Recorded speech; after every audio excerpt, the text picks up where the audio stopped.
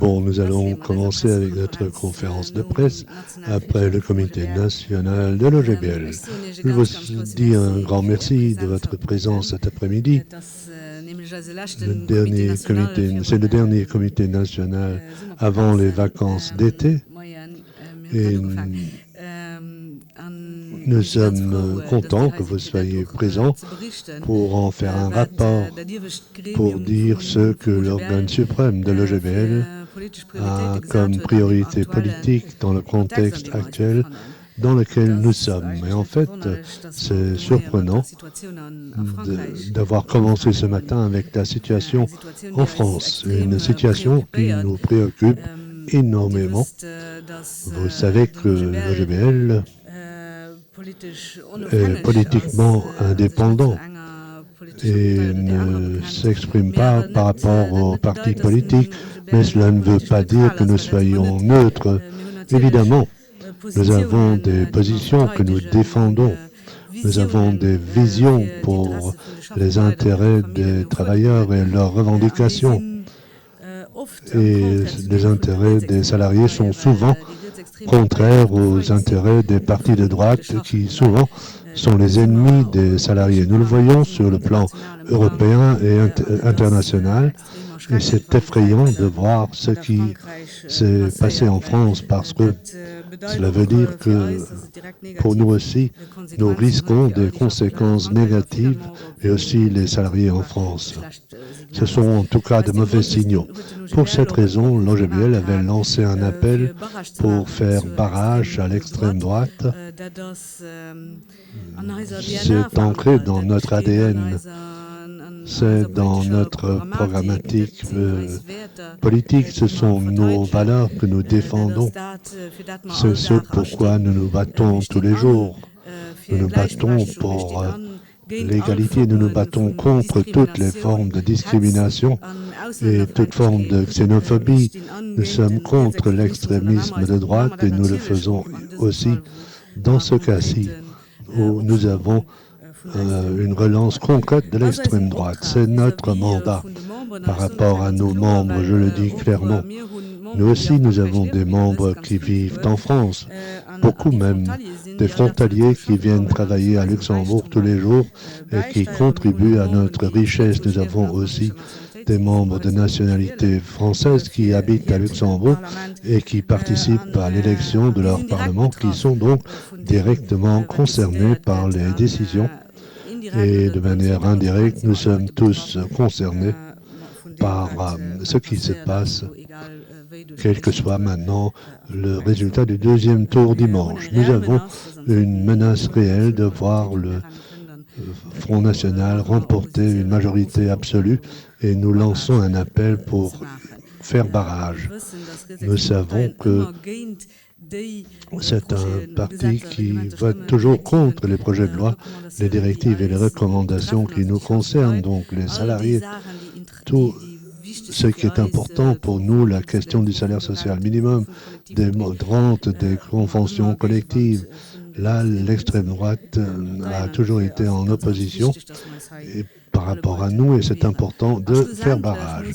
Et finalement, il faut le dire, et nous le savons tous, ce qui se passe en France, c'est la conséquence d'une politique qui a été menée au cours des dernières années où la population a été exclue des décisions politiques. Ils se sont élevés, mais on ne les a pas écoutés. Et ceci à de nombreux niveaux. Et a commencé avec les mouvements pour le pouvoir d'achat et avec la politique contre la réforme des pensions, avec beaucoup de gens qui sont sortis dans la rue et qu'on a négligé. Tout cela a fait que en France, il y a eu des rivalités extrêmes. La précarité des gens a grandi. De nombreux jeunes étaient frustrés sur le plan politique. Ils ont peur de l'avenir. Ils ont des craintes d'existence. Et ils expriment cela dans la violence et ils lancent un appel aussi. Il faut lancer un appel au gouvernement luxembourgeois pour ne pas répéter ses fautes, pour écouter la population pour avoir un dialogue social important, pour prendre tout cela au sérieux et faire en sorte que les inégalités diminuent parce que, en fin de compte, ça c'est aussi la responsabilité de la politique de faire en sorte que les gens se portent mieux et pas le contraire et qu'il y ait moins d'inégalités et d'injustices et pas plus. Et c'est une responsabilité politique. Nous attendons de la part de tous les partis politiques dans tous les pays à ce qu'on fasse cela. Et c'est un appel à notre gouvernement. Vous savez que avant les élections et après, le GBL a critiqué beaucoup de choses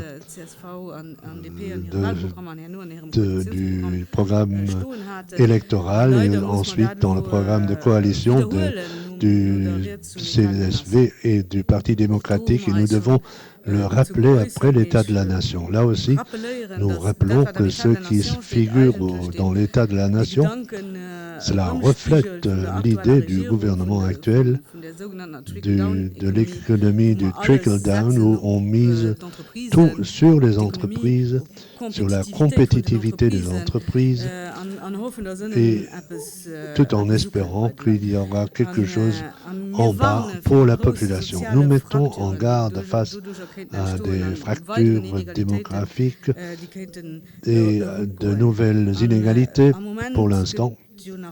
On promet encore beaucoup de choses, on dit qu'on n'enlève rien à personne, les dépenses seront importantes, les investissements seront importants, c'est une bonne chose.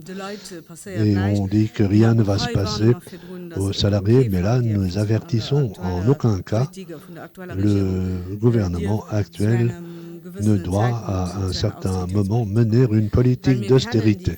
Nous connaissons les conséquences fatales des politiques d'austérité en Europe. Après la crise économique mondiale, nous avons encore aujourd'hui des conséquences à en supporter. Et donc c'est un avertissement. Ce gouvernement ne doit en aucun cas permettre une telle politique. Nous étions effrayés qu'on ait peu parlé du dialogue social dans l'état de la nation. Nous avons vérifié, le terme syndicat a été cité une seule fois. On a très peu parlé en direction d'une redistribution juste. On a par contre beaucoup parlé de la pauvreté des enfants. C'est une bonne chose et nous sommes heureux que le gouvernement veut combattre ce phénomène. Mais là encore, nous devons dire malheureusement que la pauvreté des enfants ne peut pas être combattue avec la simplification administrative. C'est insuffisant. Il nous faut des investissements concrets et nous devons dire à une époque où le budget militaire a plus que doublé, cela ne suffit pas de dire pour la question de la pauvreté, nous allons procéder à une simplification administrative. Si les enfants sont pauvres, c'est parce que les parents le sont aussi. Et si les parents sont pauvres, nous voilà arrivés aux couches inférieures de la société, ce sont les gens que nous représentons et il faut faire quelque chose de manière concrète. Mais on ne perd pas un mot sur une augmentation éventuelle du révis, d'une revendication de longue date de l'OGBL. On ne parle même pas du salaire social minimum. C'est quelque chose qui nous a réellement marqué. Nous avons une directive européenne qui prouve que le salaire social minimum à Luxembourg est trop bas. Il n'est pas suffisamment élevé pour arriver à la limite du salaire médian. Il n'est même pas suffisant pour couvrir le budget de référence du Statec. Nous avons un déficit et un besoin ou d'un retard au niveau du salaire social minimum à Luxembourg. Si on veut combattre la pauvreté des enfants, il faut aussi combattre celle des parents, parce qu'il y a des gens qui travaillent et qui sont pauvres à la fin du mois. Et nous avons battu tous les records à Luxembourg. Nous avons le taux le plus élevé des working poor dans la zone de l'euro, donc des gens qui sont pauvres tout en ayant effectué un travail régulier. Ils ont aussi des enfants qui sont pauvres et donc c'est à niveau de ce levier qu'on devrait agir. Même chose pour les familles avec toutes les questions des allocations familiales. le gouvernement, en disant qu'il veut combattre la pauvreté des enfants, il doit aussi faire quelque chose pour les allocations familiales. Nous demandons depuis longtemps une augmentation des allocations familiales. Cela ne s'est pas passé. Maintenant, nous sommes contents d'avoir une réindexation pour laquelle nous nous sommes battus depuis longtemps. Et si on jette un regard en arrière sur 2014 et longtemps avant cela, nous avons un retard de 8% sur les allocations familiales et c'est un déficit structurel que nous faisons et cela rend les familles plus pauvres. S'y ajoute la réforme de 2015 où les familles monoparentales ont encore, où les familles nombreuses avec plus d'un enfant ont eu plus de pertes encore et pour cette raison, c'est le premier levier auquel on devrait s'attaquer si on veut faire en sorte qu'il y ait moins d'enfants pauvres à Luxembourg. Mais là aussi, on n'en a pas parlé du tout. Donc, nous avons très peu d'actions concrètes. Et parallèlement au taux le plus élevé des working poor, parallèlement aux fortes inégalités et à la croissance du taux de pauvreté à Luxembourg, un taux élevé en comparaison européenne, le Luxembourg figure aussi parmi les pays où l'efficacité des transferts sociaux a le plus diminué dans la zone de l'euro. Tout cela prouve que, en fait, ce serait facile de placer des accents politiques et de faire en sorte que les familles aient une meilleure situation financière. Et si on dit que nous voulons que la situation financière des familles s'améliore, alors la politique fiscale, c'est aussi un levier. Nous attendons depuis longtemps une réforme fiscale. Nous nous engageons depuis longtemps pour une plus grande justice fiscale à Luxembourg. C'est à travers la politique fiscale qu'on peut éliminer des inégalités.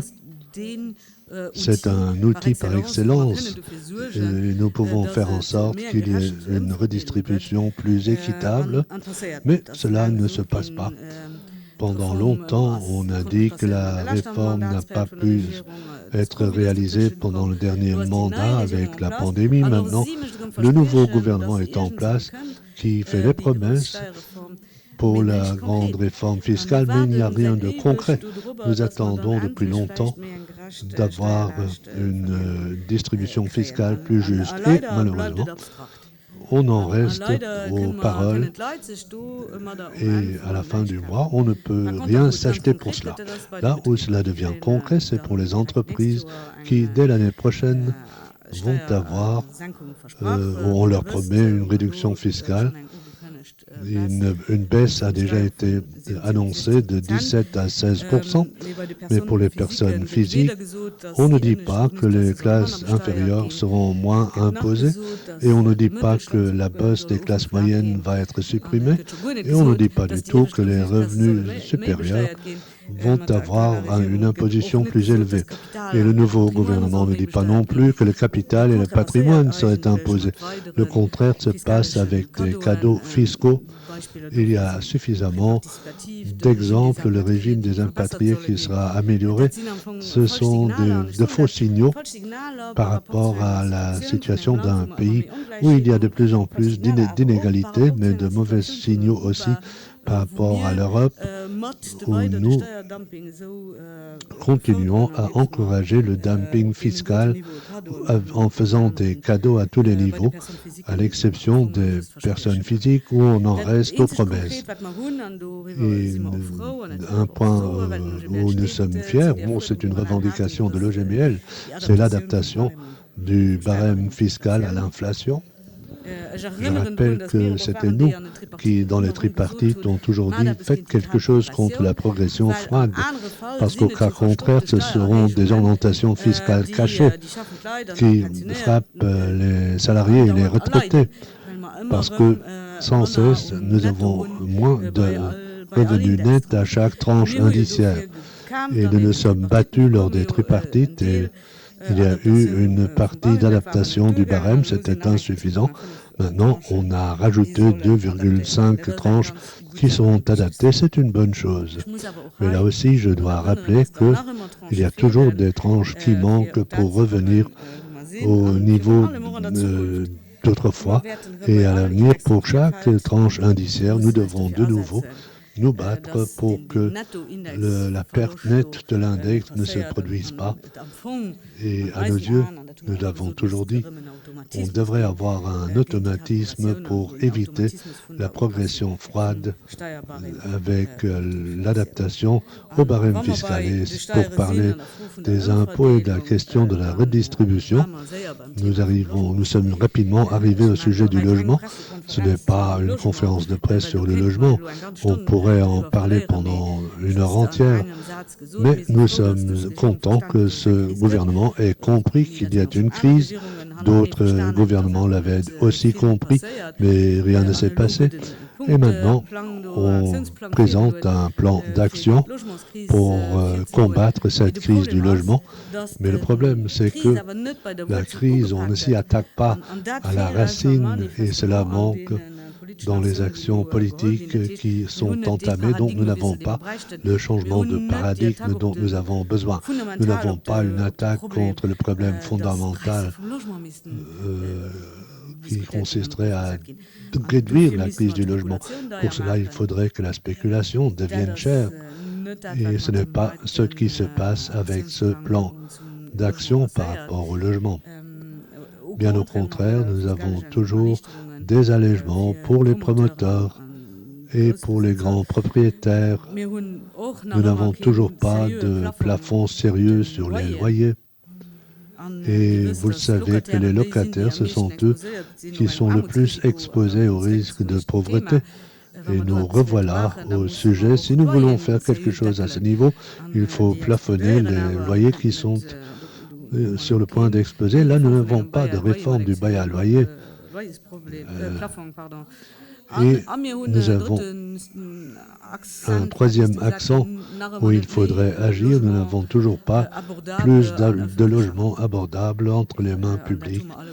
Nous l'avons vu, mais on préconise quand même que les promoteurs privés devraient continuer à créer du logement abordable pour le mettre à la disposition de l'État qui pourrait assumer une partie du loyer, mais cela ne permet pas de gérer le problème parce que les prix vont continuer à augmenter et malheureusement, nous ne sommes pas satisfaits par les solutions proposées par l'État de la nation et auparavant. Et pour rappel, bon, je l'ai dit, le dialogue social ne joue pas un très grand rôle dans tous les grands débats. Vous savez que nous ne sommes pas heureux que ce soit un sujet où nous sommes totalement exclus. Les tables rondes du logement, toutes ces discussions se déroulent sans nous, même si nous avons aussi des positions à défendre. Un autre sujet, c'est celui de l'environnement. Et nous en avons longuement discuté ce matin. Et c'est dur ce que nous devons dire en conclusion. Nous connaissons tous la situation dans laquelle nous sommes et dans la situation où nous sommes sur l'ensemble de la planète. Cela vaut évidemment aussi pour notre pays. Ce n'est pas possible de faire des économies pour la protection du climat et c'est pourtant ce qu'on fait. Et c'est une réalité parce que nous avons des mesures d'économie pour de nombreuses aides écologiques des gens et nous voulons aussi que pour les aides comme les voitures électriques ou le photovoltaïque, nous voulons aussi une sélectivité sociale pour que celui qui conduit une grosse voiture ne profite pas des mêmes subsides, mais ce n'est pas normal que quelqu'un qui a moins de revenus reçoive aussi moins pour une voiture électrique. Et ça, c'est faire des économies. Et nous ne pouvons pas nous permettre cela. Nous sommes dans une situation où on n'a plus le temps de dire qu'on peut faire des économies sur le climat. Et bon, le budget pluriannuel, c'était déjà avant l'état de la nation. Et là, nous avons vu que les investissements dans la protection du climat ont diminué pour les 2 à 3 années à venir. et ce n'est plus légitime. Et nous voilà arrivés au prix de l'énergie, où nous devons rappeler que nous voulons soutenir le pouvoir d'achat du commun des mortels et le plafonnement du prix de l'énergie a été supprimé, à l'exception de l'électricité. Les primes sur le pellet, sur le gaz ont disparu, le plafonnement, pardon, parce qu'on dit que ces prix ne vont pas augmenter de manière extrême. Et dès lors, on a supprimé les plafonds. Mais d'après le Statec, avec les prévisions pour l'année prochaine, le prix du gaz augmenterait de 17%. Et 17% d'augmentation du prix, c'est quelque chose pour le commun des mortels. Pour l'électricité, on va plafonner à 50% sur le prix. Et à la Chambre des salariés, nous avons fait un calcul pour voir ce que cela pourrait dire pour nous tous. Et maintenant, je vais vous dire que pour un ménage moyen, avec une consommation moyenne, avec un salaire moyen, si on chauffe au gaz avec une consommation électrique normale, on aurait une dépense de 600 € en plus.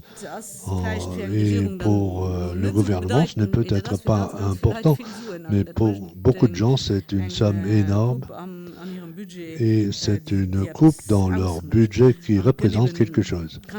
Maintenant, on pourrait aller encore plus loin si nous sommes dans une situation où, par exemple, on travaille avec une pompe à chaleur, où la consommation est faite avec de l'électricité. Et alors, on va arriver rapidement à 1 200 €. Ce sont des exemples moyens, mais cela permet de voir que pour nous tous, cela va coûter beaucoup plus au niveau de l'énergie. Et nous n'étions pas d'avis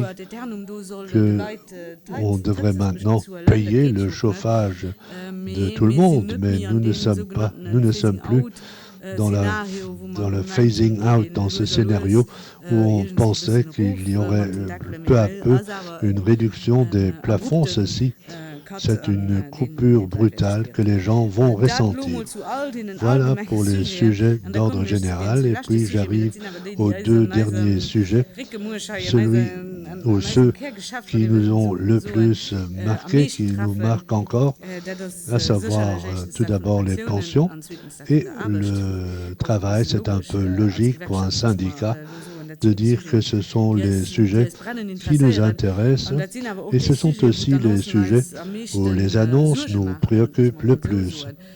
Pour les rentes, inutile de revenir sur le détail, nous en avons déjà beaucoup parlé et je ne vais pas organiser une conférence de presse pour la réforme des pensions, mais pour le dossier de la réforme des rentes, nous étions furieux quand le nouveau gouvernement a fait une annonce parce qu'aucun parti n'est entré dans les élections avec un seul mot sur les pensions, avec une éventuelle réforme, mais à peine après les élections, on a fait des annonces qui étaient complètement contre notre système des pensions relativement fort actuellement.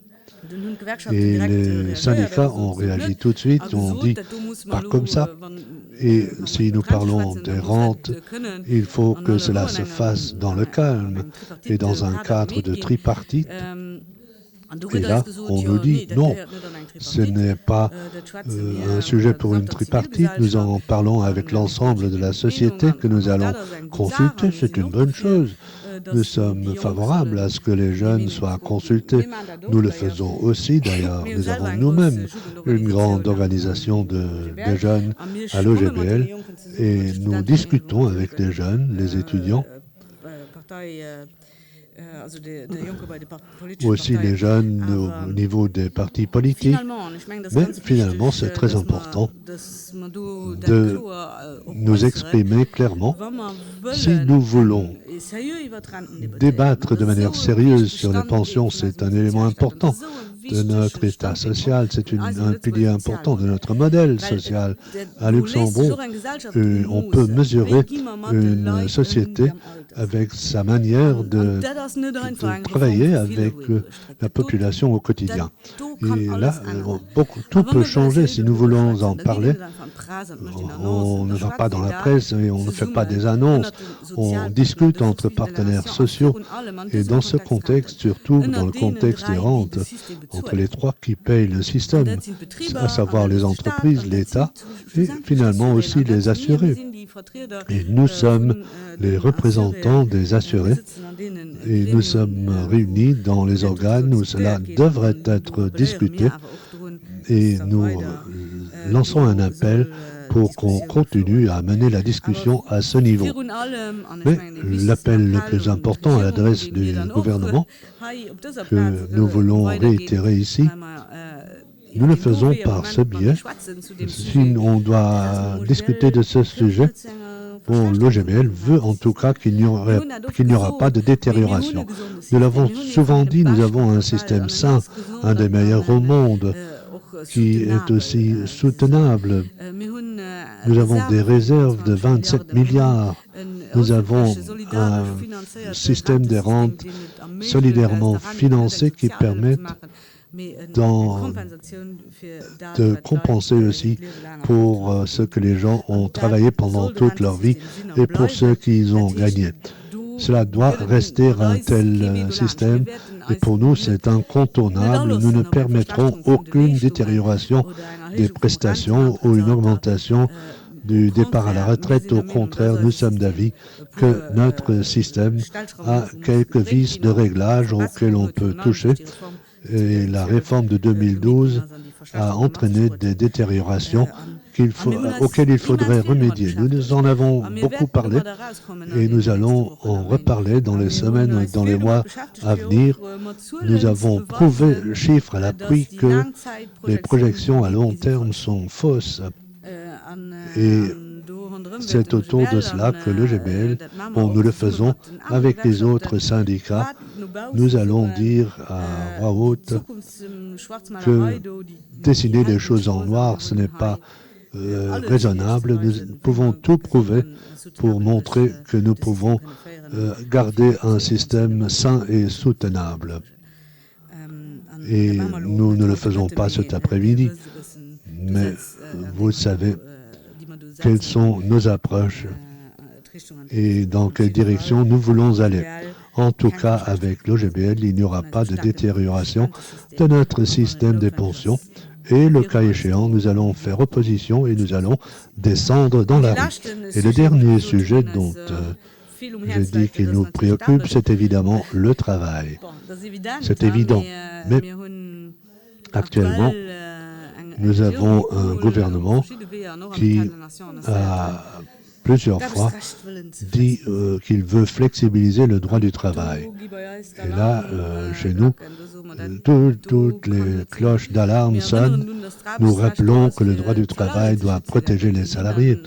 Nous sommes dans une relation avec des salariés et des entreprises. Pour cela, nous avons un droit du travail. C'est bon pour protéger le salarié dans son contrat de travail. Le droit du travail ne doit pas soutenir la compétitivité des entreprises, ni assurer la croissance. Et pour cela, le droit du travail est important. Et il faut l'améliorer. Nous avons même nous-mêmes des revendications à de nombreux niveaux où nous disons que la loi n'est plus d'actualité.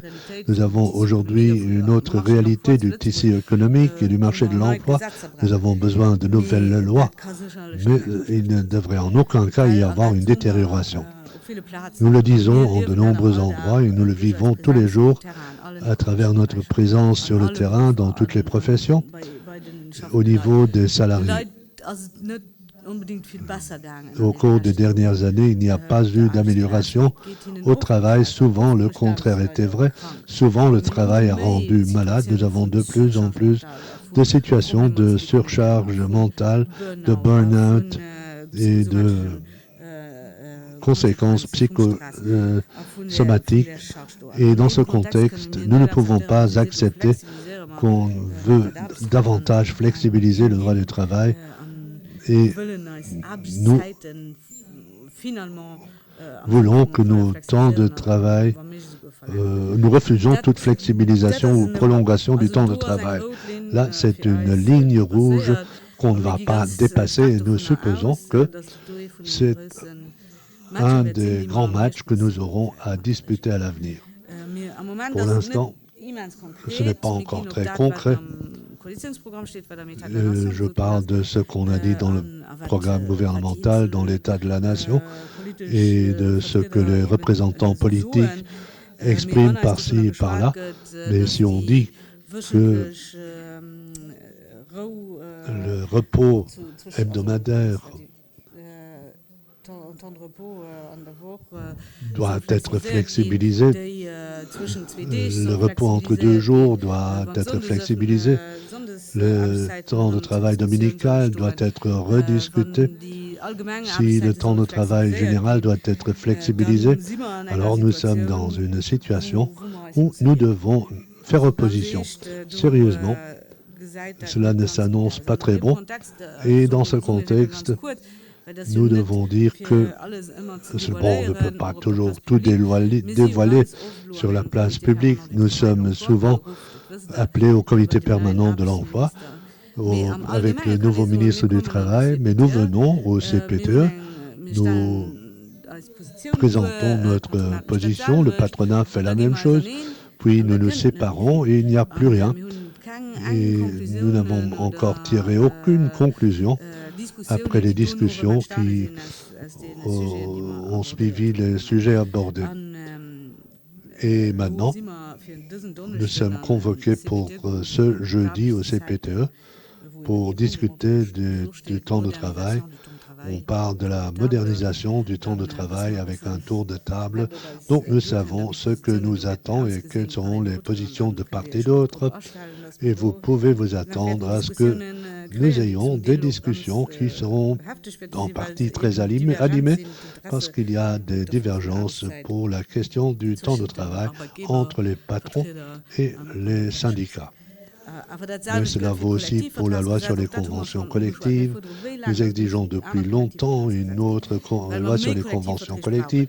Il nous en faut plus. Il y a une directive européenne qui nous dit que nous devons avoir plus de conventions collectives à Luxembourg, que nous devons avoir un plan d'action concret.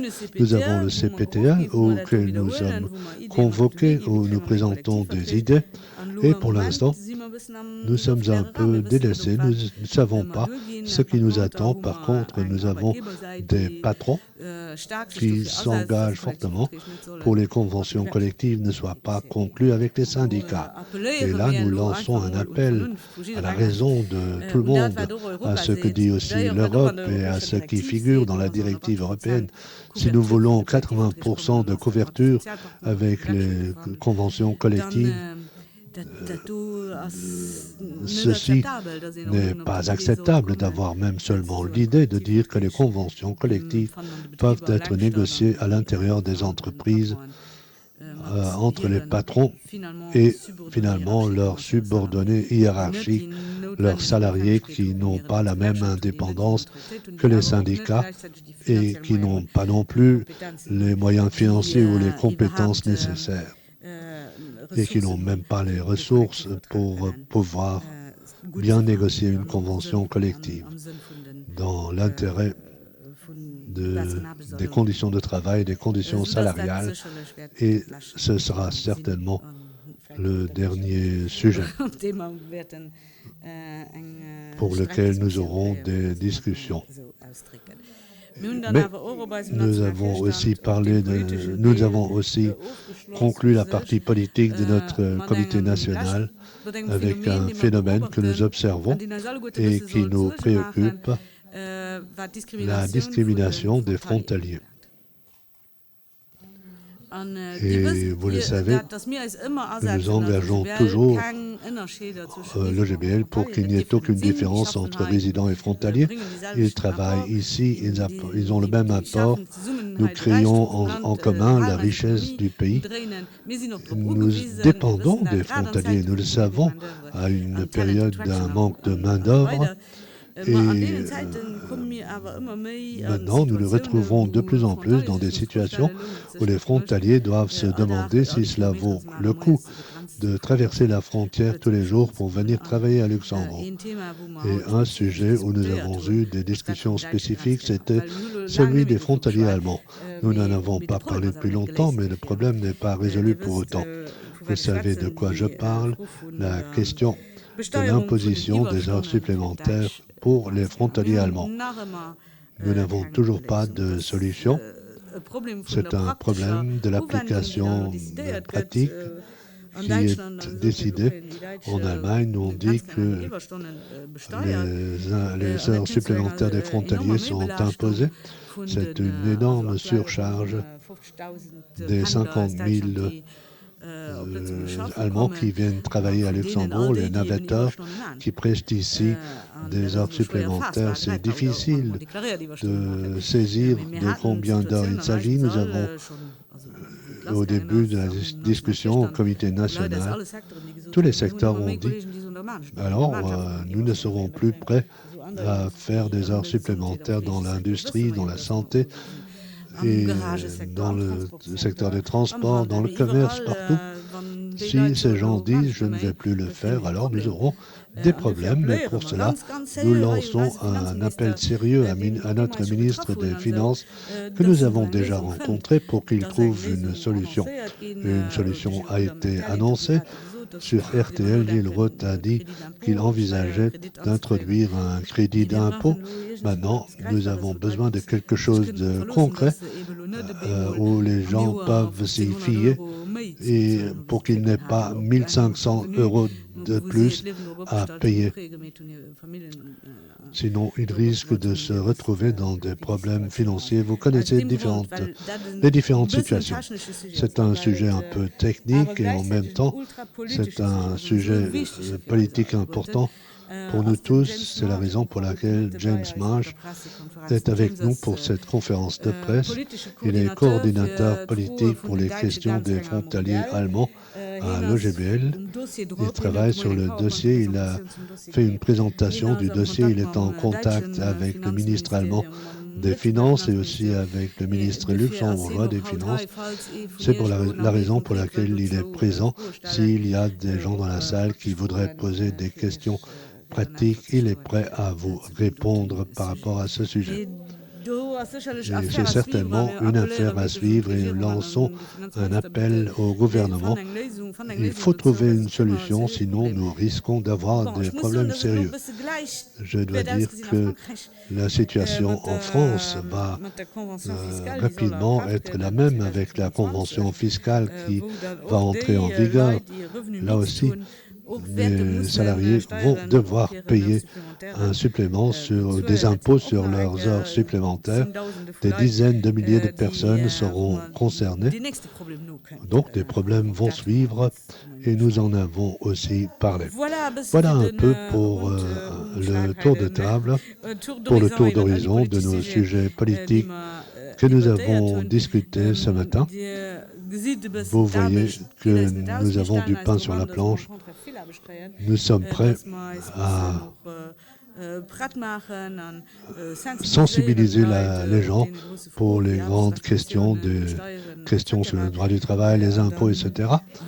Et nous voulons faire notre travail, c'est notre raison d'être. Nous ne le faisons pas seulement sur le terrain national, mais aussi dans les entreprises. Et aujourd'hui, nous avons brièvement parlé de l'aviation, où les élections sociales sont actuellement en cours. Ils n'avaient pas eu leurs élections comme les autres entreprises du pays, comme le Luxair Handling n'était pas encore prêt. Et les 2000 personnes de Luxair et les 1200 du Handling ont voté aujourd'hui. Malheureusement, nous avons eu un autre dossier important où nous avons publié un communiqué ce matin pour la firme Johnson où un plan social est annoncé dans cette entreprise de l'industrie, un de ces groupes où un groupe multinational qui a un siège à Luxembourg et où les actionnaires en Amérique décident où on peut faire des économies et ils veulent fermer tout un système à Luxembourg, il n'y a pas énormément de personnes concernées, mais c'est un mauvais signe à une époque où on veut assurer le site Luxembourg, où on veut assurer l'emploi. Ou si on doit dire à ce moment-là qu'il y a beaucoup de gens dont l'existence économique est menacée, donc il faut qu'il y ait aussi peu de licenciements que possible et ceux qui sont licenciés ne doivent pas passer à travers les mailles du filet social et il faut négocier un plan social. Et donc, nous avons aussi fait un rappel du dossier des policiers. Bon, je ne vais pas entrer dans le détail. Pendant de longues années, nous nous sommes battus pour que les policiers avec un bac soient classés dans la carrière B1. Aussi, ceux qui sont en place depuis longtemps, cela vient de se passer. Nous en sommes heureux. Nous avons parlé de la situation de l'APCA avec toutes les professions psychosociales qui travaillent dans les centres de compétences autour des écoles. Donc, ce qu'étaient autrefois les DIF, ils sont dans un grand litige avec leur ministère. Il y a plusieurs projets de loi sur la table avec de nouvelles tâches.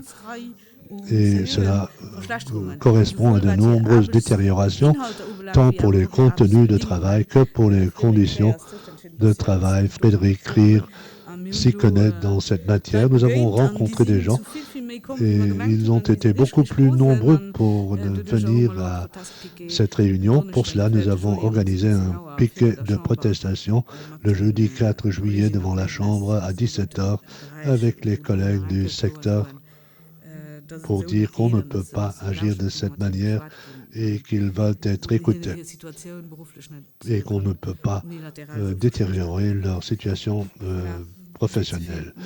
Voilà, j'ai encore trop parlé. Nous avons beaucoup de travail devant nous. Nous travaillons sur de nombreux dossiers. Ensuite, il y avait encore beaucoup de points internes, de nouvelles nominations, de nouveaux secrétaires centraux, un nouveau personnel, c'est une bonne chose. Nous nous sommes restructurés après les élections. Nous préparons notre congrès. C'est le congrès de l'OGBL qui se déroule tous les 5 ans. Ce sera en mars 2025. Et voilà, tous les préparatifs sont en cours. Voilà, je vous remercie. Bon, c'est toujours difficile de présenter autant d'informations, mais nous voulons quand même vous informer sur la situation et vous dire où nous en sommes. Est-ce que j'ai oublié quelque chose? Non. Alors, je vous remercie.